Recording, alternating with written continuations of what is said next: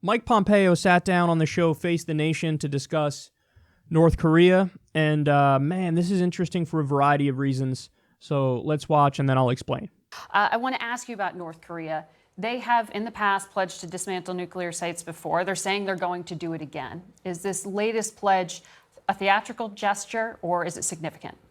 Well, my trip was designed to lay the groundwork to prepare for the president's meeting with Chairman Kim on June 12th, now just 30 days away.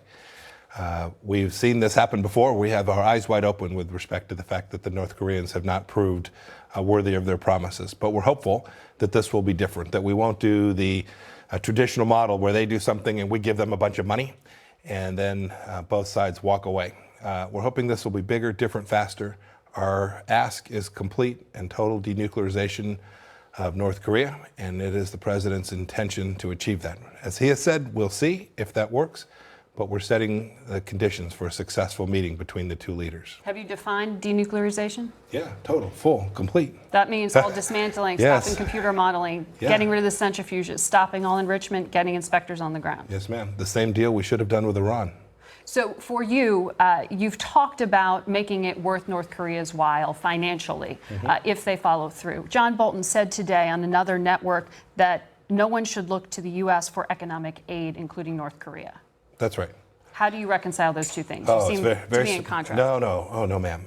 Very, very consistent. What Chairman Kim will get from America is our finest, our entrepreneurs, our risk takers, our capital providers, not our taxpayers. They'll get people. They will get private capital that comes in. North Korea is desperately in need of energy support, electricity for their people. They're in great need of agricultural equipment and technology.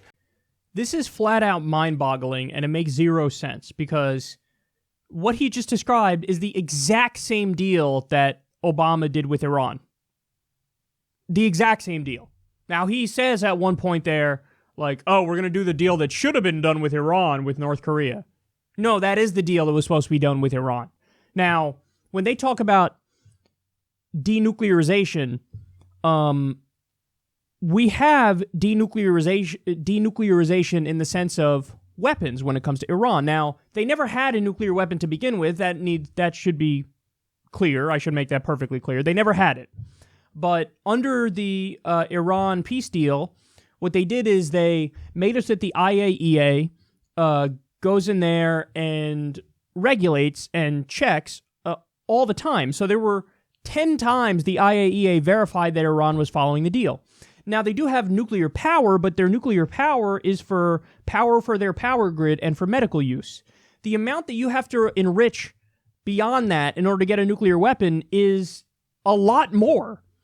So now, I think what he's saying with North Korea is, no, we want to get rid of all nuclear power too, which, by the way, is illegal under international law. Under international law, any country's allowed to have nuclear power for their grid or for medical use.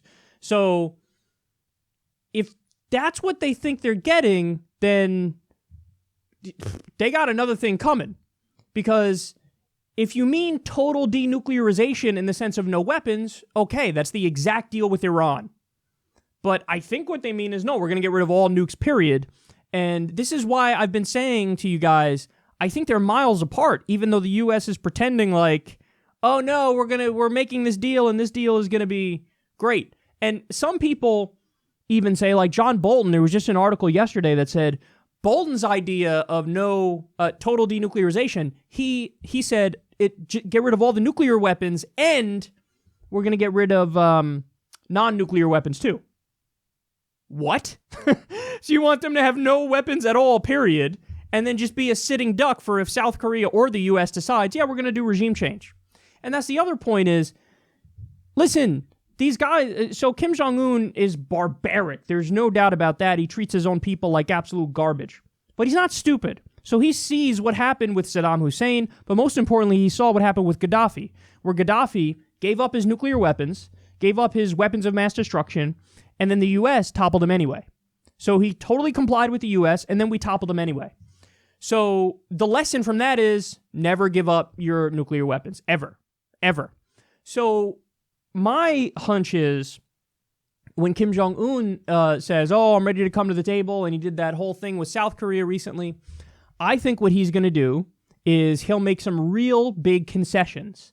So he'll say, okay, no more nuclear tests at all, and, oh, you can come and dismantle this particular facility that we have, and, he'll make big concessions that would allow the U.S., if we want, the Trump administration could turn around and say, see, I got everything we were asking for. But ultimately, if he really does give up his nukes, he's the dumbest person on the planet, because then, yes, it's only a matter of time until the U.S. or South Korea finds some excuse to topple him. More likely the U.S. So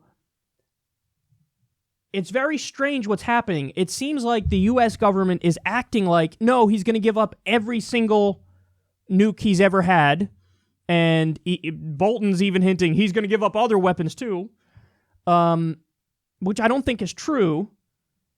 But on the North Korean side, it strikes me that he will make big concessions, but he's not going to go as far as this government wants him to go. And if, in the end, they get a similar deal to the Iran deal, well, how ridiculous is it going to be that they just dismantled the Iran deal, which was exactly that, promise of no nukes for giving them back their own money that we stole from them and no sanctions. Well, if they make the same deal with North Korea, then what the fuck are they doing? Well, that just goes to show you there is no coherent philosophy that's guiding this administration. And it does seem one of the few knee-jerk reactions from the administration is just whatever Obama did, the opposite is what we're going to do. So Obama makes peace with Iran. Well, let's rip up that peace deal. Obama doesn't have an official deal on paper with North Korea, so he's like, okay, we're gonna make a deal. In fact, the same one that we made with Iran. But listen, if they ultimately get some sort of a peace deal with North Korea, I'll take it. I'll take it. Anything but war, I'll take. So I don't think they're going to get everything that they're saying they're going to get, and this administration is known to be full of shit. Every administration, to one extent or another, is full of shit. But there's a lot of documented lies coming from these guys. I don't think they're going to get everything that they want, but I'll take half measures and then they pretend like they got everything they wanted, because as long as we don't have war, okay, you got an ally in me, and I'll say, great. That's all we can possibly ask for.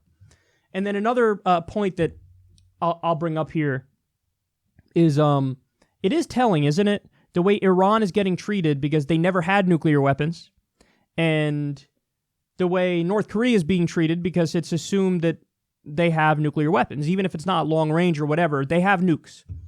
So North Korea has a nuke, and it's like, oh, okay, now let's sit and make peace. Iran never had a nuke, and it's been verified that they weren't even trying to get a nuke under the deal, but they're ripping up the peace deal. That goes to show you that we're only going to take people seriously, and this administration, at least, is only willing to, have talks if they feel like the people are capable of deterring us. And that's what it is. This government is capable of deterring us because they could just attack South Korea with those nukes if anything ever happens against them. So since they have the weapon, it's like, okay, well, now we could take them seriously. Iran, they never had it. And we're like, okay, well, we could just willy-nilly rip up the deal and, keep threatening regime change because we prefer regime change anyway. So it's bizarre, but I just can't wrap my mind around the fact that they're really, ultimately, they may end up doing some sort of Iran-like deal with North Korea, and they don't see the contradiction, or they don't care about the contradiction. They don't care about the lack of consistency. In an ideal world, they would have kept the Iran deal and had some sort of a peace deal with North Korea. But no, they're ripping up the Iran deal, and John Bolton is steering the ship, and it looks like they want regime change. But with North Korea, who knows, man? This whole thing could blow up. Also, that's another possibility. It could all blow up in the sense that it becomes clear that Kim Jong-un is not going to fucking totally denuclearize or get rid of all of his weapons. And then, it's possible Trump does the about face and acts like, well, we tried, but it didn't work. Now only one thing will work. And it's back to, threatening war. So I don't know. It's hard to conceptualize the fact that there's nothing at the core of this administration. It's just fucking oscillating in the wind and, erratically acting. And that is exactly like Trump's character from day one. And there's no way to predict what happens going forward because there's no consistency and no logical progression.